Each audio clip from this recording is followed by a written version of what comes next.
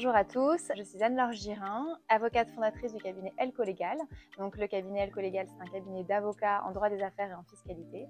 Et on accompagne l'entrepreneur sur deux grands pans de son activité. Le premier, c'est la structuration de son projet, donc la structuration réglementaire et contractuelle.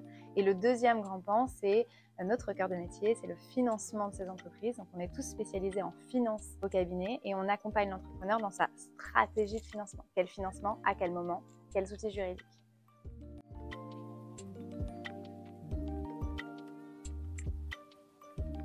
Alors, c'est important de se poser cette question parce qu'on va avoir plusieurs temporalités sur sa stratégie de financement et sur ses phases de financement.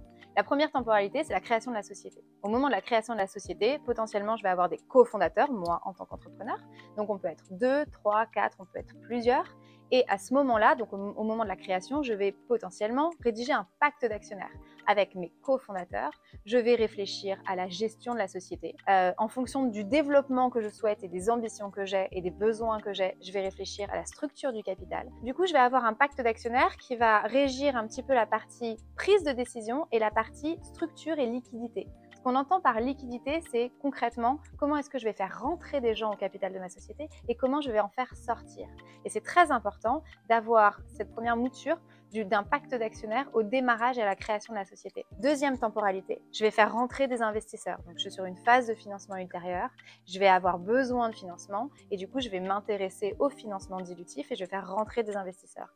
Là, les investisseurs peuvent, en général, et ils vont le demander, entrer au pacte. Donc, on appelle ça le pacte général. Et je peux avoir plusieurs pactes. C'est important d'avoir bien ça en tête. Un pacte entre les cofondateurs, un pacte entre les cofondateurs et le premier investisseur. Et ces premiers investisseurs vont du coup intégrer leurs critères d'investissement dans ce pacte. Mais ce que je tiens vraiment à mettre en lumière et ce qui est pour moi fondamental, c'est que l'entrepreneur arrive devant l'investisseur avec son premier pacte qui va lui permettre de montrer à l'investisseur la manière dont lui, il a décidé de gérer et de structurer sa société avec ses cofondateurs. Et c'est comme ça qu'on va conserver les intérêts des cofondateurs entre eux.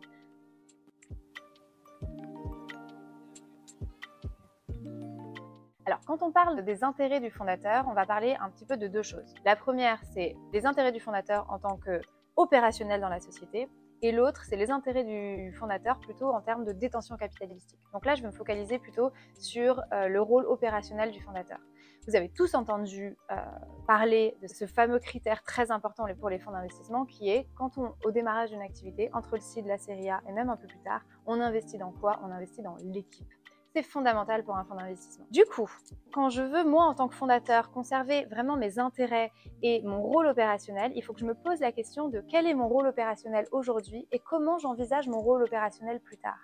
Comment j'ai envie de prendre les décisions dans la société et quel va être l'impact de l'entrée de nouveaux investisseurs sur mon rôle opérationnel. C'est vraiment important de se poser ces questions. Et ce qu'il faut se dire, c'est que le fonds d'investissement, lui, parce qu'il investit dans l'équipe et parce que vous êtes fondateur potentiellement avec un rôle opérationnel, le fonds d'investissement, il va vouloir s'assurer que vous restiez dans cette stature et du coup que vous conserviez vraiment ce rôle opérationnel dans la société. Et pour ça, il va mettre en place certains mécanismes. Donc déjà, il va vous obliger à conserver ce rôle opérationnel, potentiellement un mandat social, une prestation de service, un contrat de travail. À voir, il existe plusieurs options, mais il va vous obliger à y rester. Et en fait, ce qu'il va faire, c'est que si vous quittez ce rôle opérationnel, il va mettre en place des mécanismes d'obligation pour vous de sortie de la société. Et donc, c'est très important de bien visualiser ce que vous souhaitez en tant qu'opérationnel dans la société pour bien négocier ces clauses éventuelles de sortie.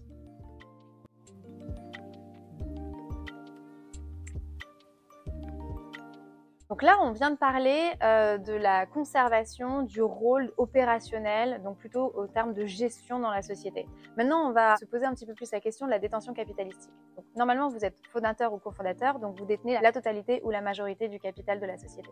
Vous allez faire rentrer des associés, donc mécaniquement, votre détention de capital va baisser.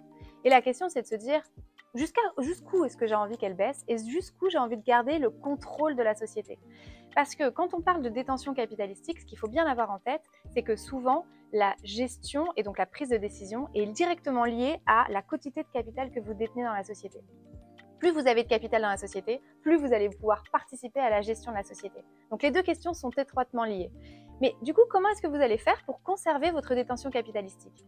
Première chose, on a des clauses un petit peu contractuelles type d'antidilution. Donc l'idée, c'est de se dire, dès que je vais faire rentrer quelqu'un au capital de ma société, je vais avoir une clause qui va me permettre, moi, de remettre au pot en priorité, ou en tout cas dans les mêmes conditions que les autres, ou parfois à des conditions avantageuses. Mais ça induit quoi? Ça indique qu'il faut remettre au pot. Ça veut dire qu'il faut vous aussi réinvestir dans la société. Or, le rôle du fondateur, c'est pas forcément d'avoir une capacité financière extrêmement forte. Donc du coup, je vais pouvoir prévoir des mécanismes à côté contractuels, des mécanismes par exemple d'intéressement au capital. L'idée, c'est de se dire, aujourd'hui, je vais m'engager dans mon rôle dans la société et je vais négocier avec les investisseurs, par exemple, des bons de souscription qui vont me permettre d'exercer ces bons et d'acquérir des actions plus tard en fonction de certains critères de performance ou de temporalité qui va me permettre de me reluer dans la société. Très important de négocier ces critères, 1 de temporalité, 2 de performance. Nécessaire, vraiment fondamental.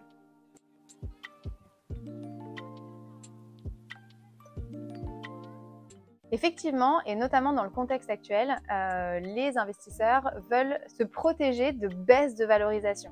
Alors je dis contexte actuel, mais ce n'est pas que le contexte actuel, c'est également en termes de cycle de vie dans la société.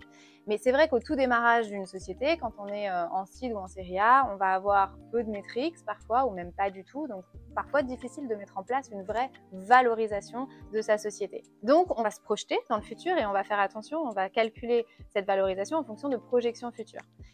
Donc c'est une valorisation négociée. Le fonds d'investissement, lui, il a des critères à respecter, un rendement à assurer. Donc ce qu'il va mettre en place, ce sont des clauses contractuelles qui vont lui permettre de se protéger en cas de baisse de la valorisation sur les tours ultérieurs. Par exemple, si là tout de suite, vous réfléchissez à un premier tour de financement, vous vous mettez d'accord sur une valorisation à 3 millions par exemple, et que un an après, vous avez des nouveaux besoins en financement, vous avez besoin d'ouvrir à nouveau votre capital, mais que la valorisation, finalement, avec les métriques que vous avez et le prévisionnel que vous avez a baissé, le fonds d'investissement a besoin de se prémunir de cette baisse. Il va mettre en place 2 grands points. Alors, il y en a plusieurs, mais on va se focaliser sur 2 points qui reviennent en plus extrêmement régulièrement en ce moment dans le contexte actuel et que je vois beaucoup se négocier. Le premier, c'est la clause de ratchet. La clause de ratchet, c'est quoi?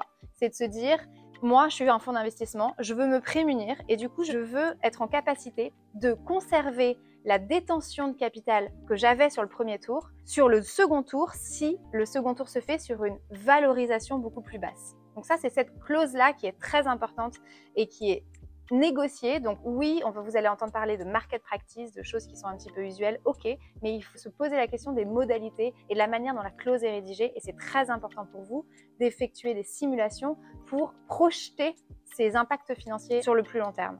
Première clause. Deuxième clause, la liquidation préférentielle. De la même manière, le fonds d'investissement, ce qu'il va se dire, c'est que plus tard, s'il y a une cession d'un actif très important, de la société dans son ensemble ou simplement un versement de dividendes, je veux toucher la priorité, moi, en tant que fonds d'investissement. Ce sont des clauses qui aujourd'hui sont vraiment négociées et qu'il faut négocier, qu'il faut appréhender, qu'il faut anticiper et qu'il faut se projeter dans les aspects financiers à plus long terme pour les fondateurs. Très, très important.